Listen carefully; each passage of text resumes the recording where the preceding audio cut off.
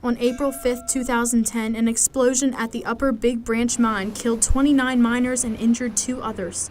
The community lost fathers, brothers, and friends in the fraction of a second.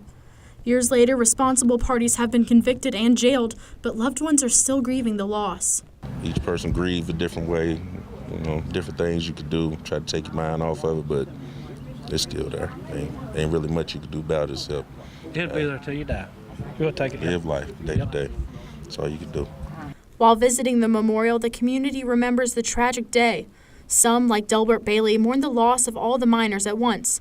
He worked alongside the men on a daily basis and just happened to be off the day of the accident. We was up in Cranberry, up into a wilderness. We were just all by ourselves, just us and the good Lord. And we called it the best fishing day I ever had. And when I come out, and then I got the news at 5 o'clock what had happened. And then that's when it turned bad. He would later find that only 2 of his fellow miners survived the blast. Among the victims were his friends and even family. What came next was truly remarkable as the town learned to heal from the tragic loss. This community kind of came together in a way I've never been around anything like that. They were, there was this togetherness that we all felt that we had to do all we could to help these families that were going through just this nightmare.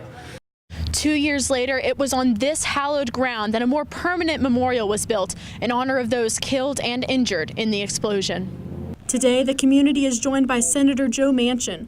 Although he never knew the miners, he knew the families and was heartbroken for them. I keep in touch. I see him from time to time. I keep in touch as far as communicating. I'm going down to Whitesville now, to the memorial down there, and meet with some of the family members and let them know that we're still here for them. And they're still part of our lives and part of our family. Now Raleigh County stands together again in an effort to never forget. Reporting for you, I'm Cassie Simmons, Newswatch. Fish cheap to be slaughtered. No and all.